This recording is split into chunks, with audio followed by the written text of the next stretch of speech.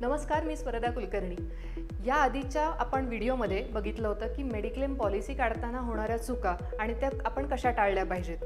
आजच्या व्हिडिओत आपण बघणार आहोत की पॉलिसी तर काढली आहे, पण जर क्लेम करायची गरज पडली तर क्लेममध्ये काय काय गोष्टी आपण केल्या पाहिजेत आणि काय काय गोष्टी आपण टाळल्या पाहिजेत। आपण पॉलिसी तर काढतो, पण ज्या वेळेला आपल्याला मेडिक्लेमची क्लेम घ्यायची गरज असते त्यावेळेला काय होतं, एकतर क्लेम मिळतो किंवा क्लेम मिळताना खूप अडचणी येतात। या अडचणी येऊ नयेत आणि क्लेम व्यवस्थितपणे सेटल व्हावा यासाठी काय काय केलं पाहिजे यासाठीच्या टिप्स आज मी तुमच्यासाठी घेऊन आले आहे। सो आजचा विषय आहे मेडिक्लेममध्ये क्लेम मिळण्यासाठी काय काय गोष्टी आपण व्यवस्थितपणे फॉलो कराव्या। आता क्लेम करताना किंवा क्लेम मिळण्यासाठी ज्या ज्या गोष्टी कराव्यात यासाठी आपण दोन भागात ही गोष्ट समजून घेऊयात। पहिला, पॉलिसी काढताना घ्यायची काळजी आणि दुसरा, क्लेम करताना घ्यायची काळजी। पॉलिसी करताना घ्यायच्या काळजीमध्ये काय काय केलं पाहिजे आपण समजून घेऊयात। सगळ्यात महत्त्वाची गोष्ट, पॉलिसी जेव्हा आपण ॲडवायझरकडनं घेतो किंवा समजून घेतो तेव्हा पॉलिसीमध्ये काय, कधी आणि कसं मिळणार आहे हे समजून घेतलं पाहिजे। काय म्हणजे काय, तर कुठली गोष्ट, कुठले आजार आपल्याला कधीपासून मिळणार आहेत, त्याला वेटिंग पिरियड किती आहे हे समजून घेतलं पाहिजे। दुसरं, कुठले आजार आपल्याला कधीच मिळणार नाही आहेत, ज्याला परमनंट एक्सक्लुजन म्हणतात, ती गोष्ट आपण समजून घेतली पाहिजे। आणि तिसरं आणि महत्त्वाचं, पॉलिसीमध्ये बेनिफिट्स असतात, वेगवेगळे बेनिफिट्स असतात, तर ते बेनिफिट आपल्याला कधीपासून आपल्या पॉलिसीमध्ये क्लेम करता येतील किंवा त्याचा फायदा आपल्याला कधीपासून घेता येईल हे समजून घेतलं पाहिजे। आपली पॉलिसी काढताना आपल्या पॉलिसीमध्ये आपल्या आधीपासून असलेले जे काही आजार असतील, पूर्वीच्या ट्रीटमेंट्स असतील किंवा IPD, OPD या बेसिसवर आपण जर काही औषधं घेतलेली असतील तर ह्या सगळ्याची माहिती पॉलिसीमध्ये मेन्शन करायला अजिबात विसरू नका। क्लेम मिळताना अडचण येऊ नये असं जर तुम्हाला वाटत असेल तर सगळ्यात सोपी गोष्ट असते की पॉलिसी काढतानाच जर कंपनीने तुम्हाला हेल्थ चेकअप करून घ्या असं सांगितलं तर बिनधास्तपणे करून घ्यायचं, कारण कंपनीकडे आपलं करंट हेल्थ रेकॉर्ड असतं आणि त्यामुळे कंपनीला माहीत असतं की व्यक्तीची तब्येत कशी आहे, काय आहे, यापूर्वीचं काही असेल नसेल तर ते त्या पॉलिसीच्या हेल्थ चेकअपमध्ये कळून जातं आणि मग पॉलिसी जेव्हा आपल्याकडे हातात येते तेव्हा आपल्या हेल्थचा रिपोर्ट व्यवस्थित पॉलिसीमध्ये मेन्शन केलेला असतो। त्यामुळे हेल्थ चेकअप करायला विसरू नका।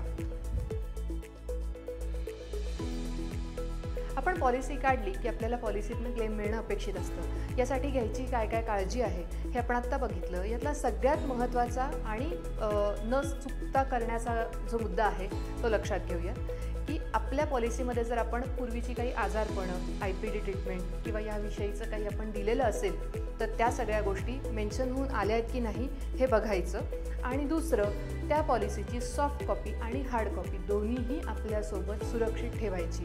आता टेक्नॉलॉजी इतकी वास्ट झालेली आहे की आपण व्हॉट्सॲपवर ठेवू शकतो, आपण Google ड्राईव्हला सेव्ह करू शकतो, आपण आपल्या मेलवर ठेवू शकतो।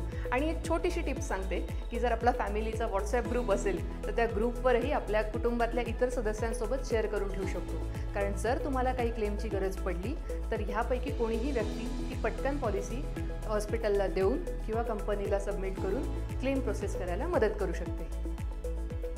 आत्ताच्या व्हिडिओत आपण बघतो आहोत मेडिक्लेममध्ये क्लेम मिळण्यासाठी आपण काय काय काळजी घेतली पाहिजे।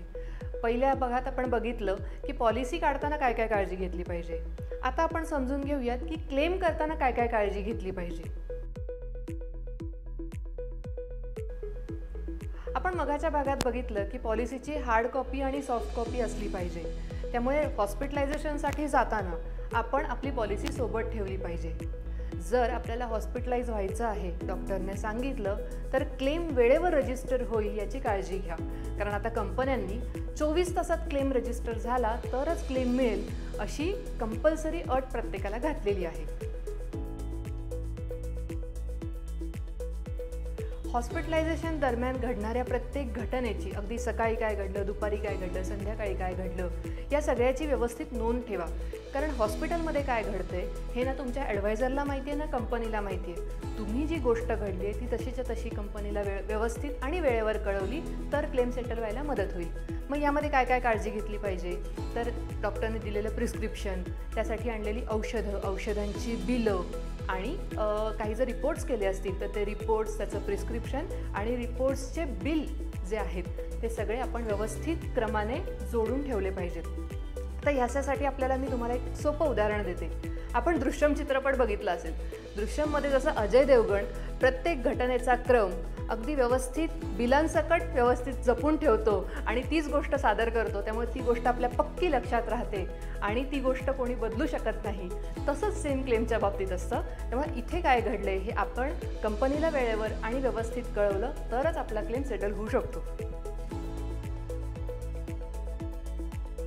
आता सगळ्यात शेवटचा आणि महत्त्वाचा मुद्दा, आपली क्लेमची फाईल आपण जेव्हा हॉस्पिटलायझेशन झाल्यानंतर घरी येतो तेव्हा घेऊन बसा. प्रत्येक तारखेनिशी ही सगळी बिल, रिसीट, प्रिस्क्रिप्शन याची सगळ्याची क्रमवार मांडणी करा.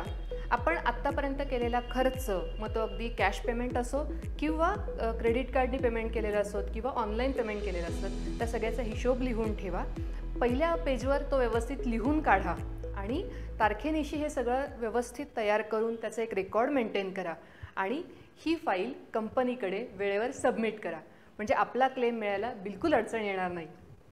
आजच्या व्हिडिओत आपण क्लेम या विषयावर भरपूर बोललो. पॉलिसी काढताना काय केलं पाहिजे, क्लेम करताना काय केलं पाहिजे.